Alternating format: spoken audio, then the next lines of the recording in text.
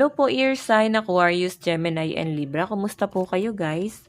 Okay, so ear sign, maraming salamat po sa walang sawang pagsubaybay sa ating pong daily horoscope. And kung ikaw ay bago pa lang sa ating channel, mag-subscribe na po kayo. And i-click mo na rin yung ating notification bell para lagi kang updated sa ating mga bagong upload. Okay, so ear sign, tignan natin ano ba yung focus ng energy mo ngayon. Ear sign, Aquarius, Gemini, Libra. Focus ng energy mo ngayon.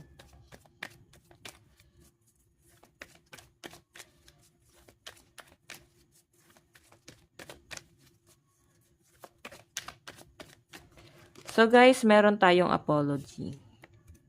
May nakikita ako na parang may nagigilty. Okay, or pwedeng may regret. Okay, mag-ingat ka sa mga desisyon mo ngayong araw. Pwedeng magkakaroon ka ng regret eh. Okay? Actually, magpapadalos-dalos ka sa mga desisyon mo rin ngayong araw. So, pwedeng magdulot sa inyo guys ng matinding regret. O pwedeng kahit papano is, kung di naman guys matinding regret, madidisappoint ka lang. Okay? Nakikita ko rito guys, pwede nangyari na siya sa past. Then ngayon kasi guys, pwedeng napatunayan mo talaga na mali pala talaga yung desisyon na ginawa mo. Okay? Ayan, may nakikita rin ako dito na parang may umiiwas sa inyo. Ayan, kung may nagpautang kayo, pwedeng iniiwasan na kayo ng mga inutangan nyo. What I mean, umutang sa inyo. Iniiwasan na kayo guys. So, nisin hindi na guys ginagawa. Okay, parang mangyayari guys, ikaw na yung magmamakaawa dito para lang bayaran ka ng mga taong to. Parang nagamit kayo. Yun po yung pinapakita sa akin. Okay, sabi ko sa inyo guys, mag-iingat kayo lalo na pagdating sa pautang. Okay? So, lucky number mo 71 and 53. May nakikita rin ako dito guys. Siguro merong gustong humingi ng tawad sa inyo. Sobrang nagigilty itong taong to. Okay? Tignan pa natin.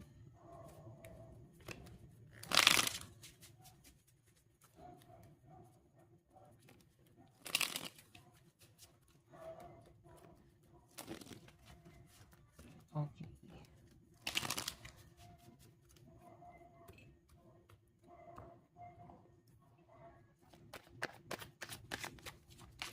So, dalawa yung nakuha natin. Meron tayong King of Wands. King of Wands. Meron tayong 8 of Wands. So, actually, ear sign, may nakikita ko dito na parang naiisipan mo ngayon na magbiyahe. Or pwedeng nagaganahan ka ngayon na makipag-usap. Sobrang ka ngayon, ganado makipag-usap. Siguro dati, nung down na down ka, hindi mo magawang makipag-usap. So ngayon merong magandang nangyayari sa inyo. Okay, sobrang positive nang nakikita ko rito. Okay, so ear sign, may nakikita rin ako na parang merong gusto makipag-communicate sa inyo, merong gustong humingi ng tawad or pakiusap. Parang possible na merong magmakaawa sa inyo. Okay, hindi kinakaya na tong taong to yung mga nangyayari. Okay, sobrang pangungulila, namimiss kayo ng taong to. Okay, ikaw yung focus niya ngayon, no? Okay, ikaw yung focus sa tong taong to ngayon. Isip ng isip sa inyo. Okay? Para ngayon kayo guys naisip na tong taong to, kumbaga, ngayon nila nakita yung worth nyo. Meron tayong 4 of Swords, 'di ba? So, sa pinapakita rin sa akin dito guys, ito 4 of Swords, ano to eh. Okay ka na. Naka-reverse kasi siya kanina, 'di ba? Okay ka na. Parang hindi mo na guys para papasukin pa sa buhay mo, no? Parang sige na, napatawad na kita, wala na 'yon. Pero hindi mo na rin guys kasi kaya na, alam mo 'yon, tanggapin pa sa buhay mo tong taong to. Okay, parang okay na 'yon. Pero mamuhay tayo ng payapa at masigla. Hindi kita kaya papasukin sa buhay ko. Parang ganyan. Okay? So, King of Wands and 8 of Swords. 8 of Wands. Alam nyo guys, etong taong to, possible, no? Okay, possible na parang sa ibang tao rin siya magre-reach out. Sa ibang tao siya magsasabi tungkol sa inyo. Tapos yung taong yun guys, ang magsasabi sa inyo naman Okay, magtutuloy-tuloy. O pwedeng meron kayo guys maririnig na sinasabi nitong taong to guys tungkol sa inyo. Nalulungkot, pwedeng pa-victim sila guys sa ibang tao. Tignan pa natin.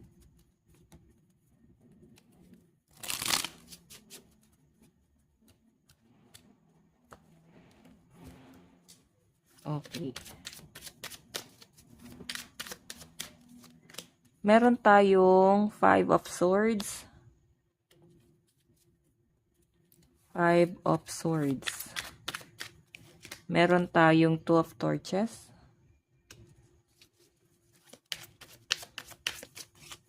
Meron tayong The Magician.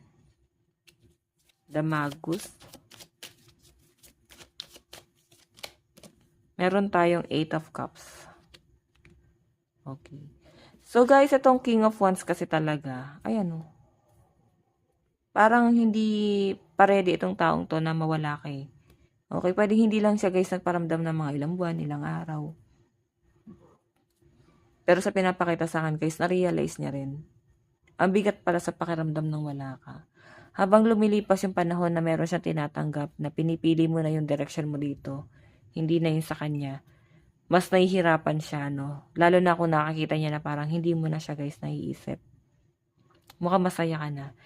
Ikaw kasi nag-aalangan ka pa rito. Tignan mo, ayan no.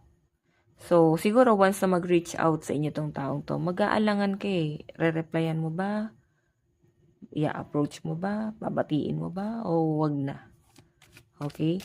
9 of Pentacles and the Magus. So, manipulative to eh. Ang pinapakita sa akin guys, mas ang focus mo talaga is yung career mo ngayon. Okay, nakikita ko rin guys yung parang puyat na puyat ka kakatrabaho. Marami kang kinoconsider ngayon. So, sabi ko nga dito guys, magpahinga kayo. Huwag nyo guys, sagarin din yung sarili nyo. Baka naman ma-overfatigue ka. So, ito naman guys, 4 of Swords and 8 of Cups. So, pinapakita sa akin guys, may tatalikuran ka na. Okay, tinalikuran mo na talaga ng tuluyan tong taong hihingi ng tawad sa inyo. Parang sinasabi sa akin, hindi na niya deserve. Okay, yung paghingi mo ng parang hindi na niya deserve ikaw eh.